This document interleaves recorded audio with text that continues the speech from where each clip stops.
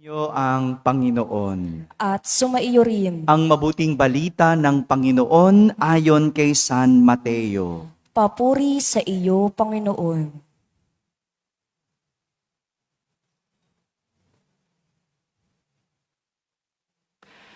Noong panahong iyon, pagpasok ni Jesus sa Kapernaum, lumapit ang isang kapitang Romano at nakiusap sa kanya, "Ginoo, ang alipin ko po ay naparalisis. Siya ay nararatay sa amin at lubhang nahihirapan. Paroroon ako at pagagalingin siya." Sabi ni Jesus. Ngunit sumagot sa kanya ang kapitan, "Ginoo, hindi po ako karapat-dapat na puntahan pa ninyo sa aking bahay. Sabihin po lamang ninyo at gagaling na ang aking alipin. Ako ay nasa ilalim ng mga nakatataas na pinuno at ako man ay may nasasakupang mga kawal. Kung sabihin ko sa isa, humayo ka, siya'y humahayo, at sa iba, halika, siya ay lumalapit. At sa aking alipin, gawin mo ito, at ginagawa niya." Namangha si Jesus nang marinig ito at sinabi niya sa mga taong sumusunod sa kanya, "Sinasabi ko sa inyo, hindi ako nakatagpo kahit sa Israel ng ganito kalaking pananalig. Tandaan ninyo, marami ang darating buhat sa silangan at kanluran at dudulog sa hapag na kasalo nina Abraham, Isaac at Jacob sa kaharian ng langit. Ngunit marami sa lipi ng Israel ang itatapon sa kadiliman sa labas.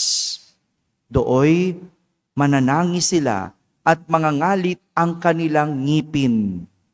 At sinabi ni Jesus sa kapitan, "Umuwi na kayo.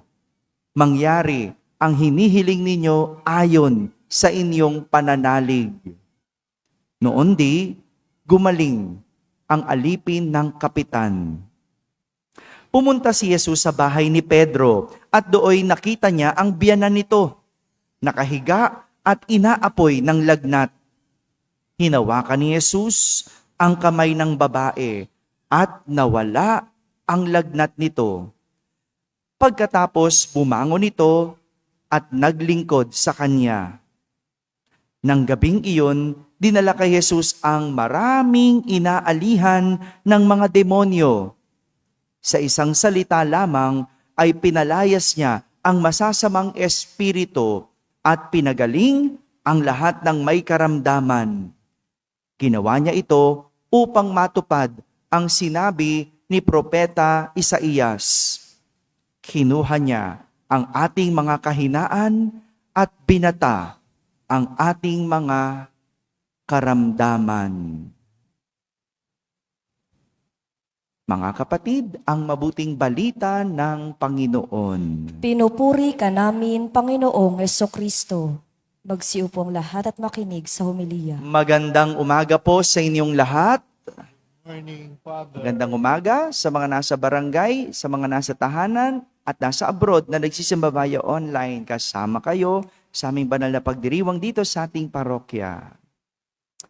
Isang kwento ng kakaibang pananampalataya ang ating nasaksihan. At nasaksihan din ni Jesus mula sa isang kapitang Romano sa ating ebanghelyo. Sabihin nga po ninyo, pananampalataya. Kakaiba dahil namangha si Jesus. Dahil sabi niya, hindi siya nakakita ng ganon kalaking pananalig. May tatlong bagay ang tinuturo ng pananampalataya ng kapitang Romano. Tatlong bagay. Una, sa pananampalataya na ibababa ang tao. Sabihin nga po ninyo, na ibababa. Narinig natin kung gaano kataas ang kapitang Romano. Siya ay may nasasakupan at may mga kawal. Sabi niya, kung sasabihin niya sa kanyang mga nasasakupan, humayo ka, ano nangyayari? Humahayo sila. Pag sinabi niyang halika, anong nangyayari? Lumalapit sila. Pag sinabi niyang gawin mo ito, ano nangyayari? Ginagawa nila. Ganyan, kamakapangyarihan itong kapitang Romano. Siguro, no? Pag sinabi niya doon sa kanyang mga kawal na sumigaw kayo, anong gagawin? Sisigaw. No? Kasi makapangyarihan. Ganyan kataas na uri ng tao, masasabi natin itong kapitang Romano. Dahil siya'y makapangyarihan, siya'y maimpluwensya at magaling. Tinitingala ng lahat at sinusunod ng lahat. Sa panahon natin, sino lang ba yung ganon? Yung tinitingala ng lahat, sinusunod. Hindi ba yung mga matataas na tao? Yung may kapangyarihan, yung may pera, o di ba? Pag may pera, kahit anong paggawa sa iyo, gagawin mo. Tama? Di ba? Kasi tinitingala mo. Mataas na uri ng tao. Pero gaano man kataas ang kapitang Romano nang dahil sa kanyang pananampalataya, nagpakababa siya. Dahil alam niyang walang panama ang kanyang kapangyarihan. Walang sinabi ang kanyang pangalan. Walang sinabi ang kanyang kayamanan para mapagaling ang kanyang alipin. Ganyan na nagagawa ng pananampalataya na ibababa ang tao. Kaya nga sa simbahan, pantay-pantay tayo. Walang mayaman, walang mahirap. Bakit? Lahat tayo pulubi sa harapan ng Diyos. Kaya nga, lahat tayo luluhod. Lahat luluhod. Lahat lumuluhod. Lahat naninikluhod. Lahat humihingi. Kahit anong yaman ng tao, pag nagkasakit, di ba? Pantay-pantay tayo. Pare-parehas tayong humihingi sa Diyos. Pare-parehas tayong nananampalataya, nagdidebosyon. Wala eh. Walang mataas. Walang makapangyarihan. Walang mayaman. Sa pananampalataya na ibababa ang tao. Pangalawang naituturo ng pananampalataya, sa pananampalataya na ilalapit sa Diyos ang tao. Sabihin nga po ninyo, na ilalapit. Ano yung una? Na ibababa. Ano yung pangalawa? Bilis yung makalimot talaga, no? Na ilalapit sa Diyos ang tao. Ito ang unang ginawa ng kapitang Romano nang makita niyang pumapasok si Jesus sa Capernaum. Siya ay lumapit at nakiusap. Lumapit at nakiusap. Ganyan ang taong may kailangan. Siya ang unang lalapit. Di ba? Siya ang unang aabot. Kaya nga kahit malayo ang tirahan nitong kapitang Romano, pinuntahan niya at nilapitan niya si Jesus. Ganun, di ba? Pag ikaw may kailangan, ikaw ang lalapit.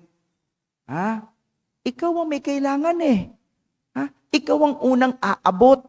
Ikaw ang pupunta. Hindi yung ikaw pa yung pupuntahan, ikaw na nga may kailangan. Di ba? O, ikaw na nga may sakit, ikaw pumunta sa simbahan. Father, hindi na ako makapunta. Ayun. No? Kasi nung malakas, ayaw mong pumunta. Hello? Diba? At itong nagawa at nagagawa ng pananampalataya sa tao ang makalapit sa Diyos. Walang lumapit sa Diyos at humiling ng hindi nanampalataya. No? Wala. Lahat ng humihingi, biglang nagkakaroon ng pananampalataya. Lahat ng nangangailangan, biglang lalapit. Dahil ang kanyang pananampalataya ang dahilan ng paglapit ng tao sa Diyos. Oh, kaya nga, ganun tayo, di ba? Pag mamamatay na, tatawag na ng pare. Di ba? Bigla nang lalapit sa Diyos. No? Pag may sakit na, bigla nang kailangan ng Diyos. Pero nung malakas, ayan, daan-daan lang. No? Nung malakas, ayan, no? Sugal-sugal lang, tambay-tambay lang. No? Di ba? Ganun eh. Oh. Kasi may kailangan. Pero kahit ganun, alam yan ng Diyos. Sa huli, dahil sa pananampalataya, nakakalapit ang tao sa Diyos. Kaya nga, para sa Kapitang Romano, ano sabi niya? Hindi na kailangan ni Jesus pumunta sa kanilang bahay para mapagaling ang kanyang alipin. Ano sabi ng Kapitang Romano? Sapat na ako ang lumapit. Sapat na akong pumunta sa iyo dahil nananampalataya ako sa iyo. Di ba sabi niya, hindi karapat-dapat na pumunta ka sa aking tahanan. Ang galing, no? Kasi sapat na siya yung lalapit. Hindi ikaw, Panginoon. Ako lalapit sa iyo. At ganyan ang pananampalataya na ilalapit sa Diyos ang tao. At panghuli, pangatlo, sa pananampalataya, nababago ang buhay ng tao. Sabihin nyo nga, nababago. Ano yung una? Naibababa. Pangalawa, nailalapit. Pangatlo, hindi lang ang alipin ng Kapitang Romano ang gumaling. Sino pa yung gumaling? Yung biyanan ni Pedro. At yung lahat ng dinala kay Jesus na inaalihan ng demonyo, nang dahil sa kanilang pananampalataya, agad nagbago ang buhay nila. Yung biyanan ng gumaling, anong ginawa? Nagsilbi kay Jesus. Kumbaga, nag-serve. O anong tawag natin sa mga nagsaserve? Naglingkod. Server. O, kaya nga itong mga server natin na to, pinapupunta ko kayo. 'Di ba? Magsimba kayo. Yan yung ibig sabihin nun eh. Kayo yung lalapit kasi kayong may gusto. Intindihan nyo? Yun ang ibig sabihin. Hindi ko kayo pinagsisimba para pagtripan lang. No? Dahil sinasabi ko, yan ang magdadala sa inyo para mabago ang buhay. Hindi pwedeng serve-serve ka lang, paglabas, balik sa dating buhay. Hello? Hindi pwede. Lahat tayo, dapat nababago ang buhay nang dahil sa pananampalataya natin. Yung mga inaalihan ng demonyo, ng pagalingin ni Jesus, nawala yung kanilang sapi at nagsimula muli sa bagong buhay. No? Yan ang nagagawa ng pananampalataya. Inaalis yung ating sapi. Tingnan mo yung katabi mo. May sapi ba yan? No? Minsan lang, Father, nasasapian. Talaga naman, kahit naman ako, sinasapian din eh. No? Pero nang dahil sa pananampalataya natin, nang dahil sa pagdarasal natin, nang dahil sa pagsisimba natin, nawawala yung sapi natin. 'Di ba? Kung hindi tayo nagsisimba, kung hindi tayo nananampalataya, siguro no, ang dami ng demonyong nakasapi sa atin. Yun nga nagsisimba, sinasapian pa eh. Di lalo na yung hindi nagsisimba. 'Di ba? Yan ang nagagawa ng pananampalataya. Nababago ang buhay ng tao. Alam niyo po, ako, nagsimula bilang ordinaryong nagsisimba lang araw-araw. No, araw-araw ako nagsisimba. Kahit nung college ako, kahit walang misa sa aming eskwelahan, no, araw-araw akong dumadaan doon sa chapel. No? At hindi ko alam, nabuo ang pananampalataya. Kakasimba lang, kakadasal lang. Oh, minsan naman, di ba? Ano ba nangyari? Nagsimba ka, parang wala naman nangyari. Hindi mo alam. Hindi mo alam. Naiipon yan. Hindi mo alam kung ano nababago sa'yo. No? Kakasimba, naging server ako ng parokya. No, sabi ng parish priest ko, okay, mag-serve ka na. Total, matatanda na yung mga nagsisimbang kasama mo, hindi makapagbasa. O di, ako naman, araw-araw naman nagsisimba, nag-serve na rin. At kakaserve, nadala ako hanggang pumasok ng seminaryo at naging pare. Sino makakapagsabi ng dahil lang sa pananampalataya? Kaya kung gusto mong mabago ang iyong buhay, ang susi ay pananampalataya. Mga kapatid, hindi natin matatawaran ang kayang gawin ng pananampalataya sa tao. Dahil kaya nitong ibaba, ilapit sa Diyos at baguhin ang buhay ng tao. Amen? Amen.